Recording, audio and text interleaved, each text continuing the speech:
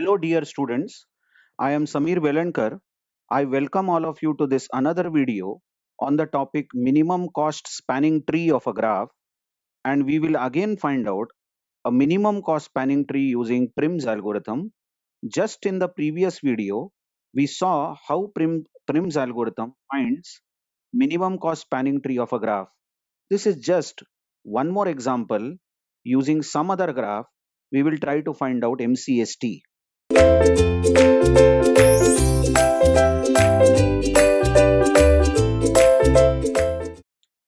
Now we are going to start our process starts from the first vertex as we did in the earlier example. And if we start the process from the first vertex, then the two variables d, distance, is 0 at this point, and p, the path, is null. But distance of all other vertices is infinity. So you can just check that the third vertex is at distance infinity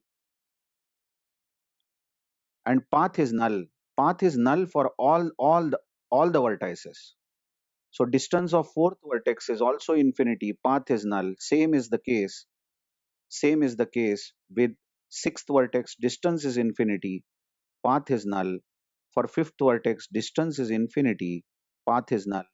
And same is the case with second vertex. So remember, you can start this process from any vertex. Suppose you start the process from fourth vertex, then distance d at fourth vertex will be 0 and distance d at vertex 1 will be infinity. That is, all the other vertices will be at infinite distance. But because we have started the process from first vertex, we will say distance of first vertex is 0. Now we start processing the first vertex. So we just tick this, mark it as processed, and we see the neighbors of 1. Now you all watch that the neighbors of 1 over here are 3. Let's take the third neighbor first. Okay, 1 to 3. And you see the distance written on the edge. It is 2.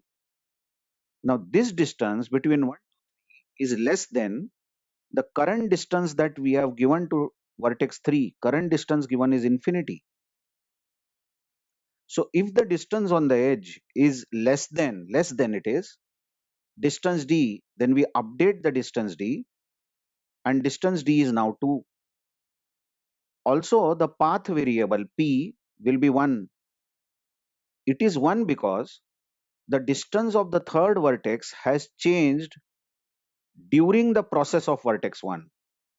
So we can say that the distance of third vertex has changed due to vertex 1, therefore path is 1. See the other neighbor of first vertex. Other neighbor of first vertex is 2. And what is the distance you check?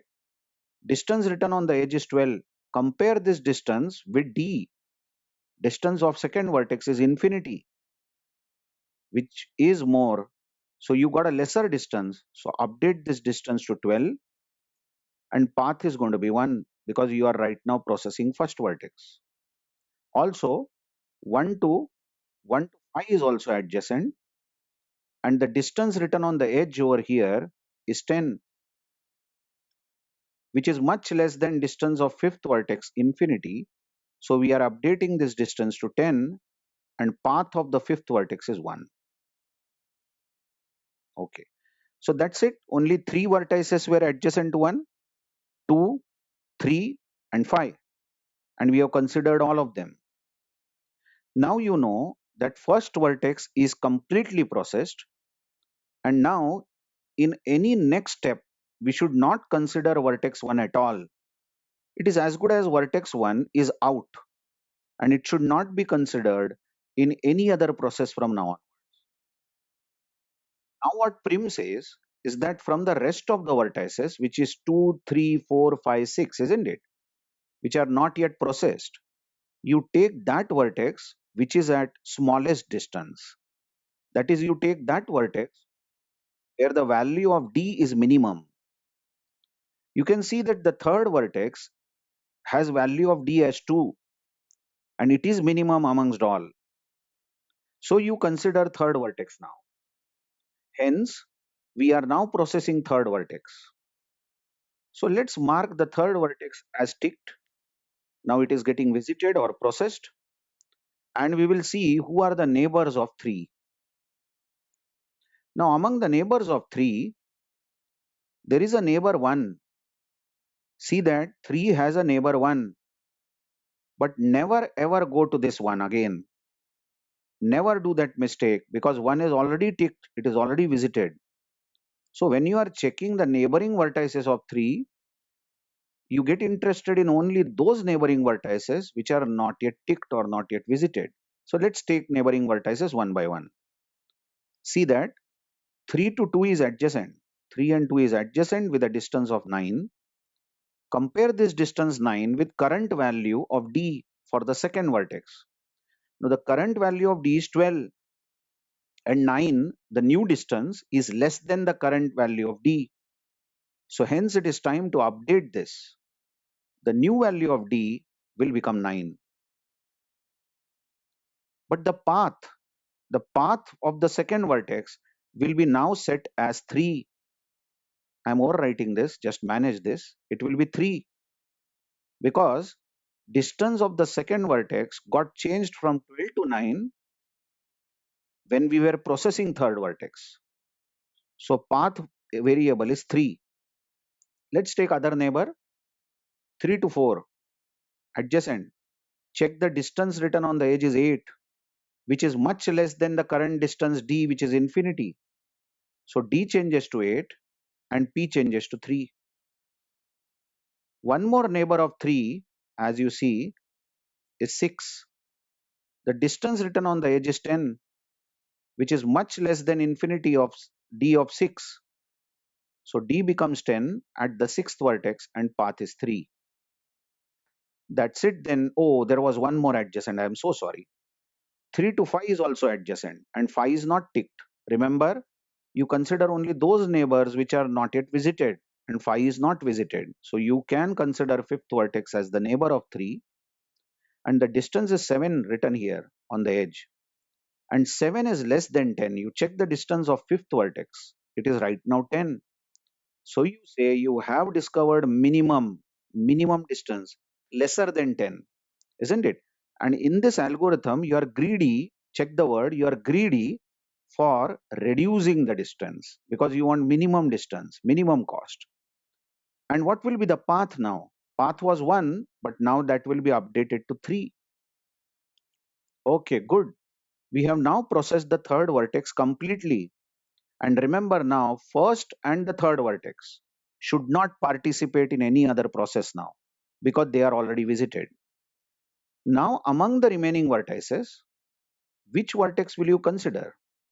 If you see the distances of all vertices, D for second vertex is 9, D for fifth vertex is 7, D for sixth vertex is 10, and D for fourth vertex is 8. So obviously fifth vertex is the best one because it is at the shortest distance. D is minimum for this. So we are going to tick 5 and we are going to process this. Let's find out the neighbors of 5. So among the neighbors of 5, you can see 1 is a neighbor of 5 and 3 is also neighbor of 5, but they are already visited, so never go there. But among the other neighbors, 5 and 2 are neighbors, and check the distance is 2. That means you can go from 5 to 2. You are processing 5 and you can go from 5 to 2 with a distance of 2. So this distance currently of the second vertex is 9. You can surely update it to 2, lesser distance. And now the path which was 3 will change to 5. Correct? Yes, I guess you have followed that. Another neighbor of fifth vertex is 6. Oh, sorry, 4. 5 to 4, you check fourth vertex is neighbor of 5. See the distance is 6 here. And distance of fourth vertex is currently 8. So you can change it to 6. And path will change to 5 because you are processing fifth vertex. Also, you see distance of 5 to 6. is 4, but the distance of sixth vertex is 10. So this gets updated to 4, D gets updated to 4, and path will get updated to 5.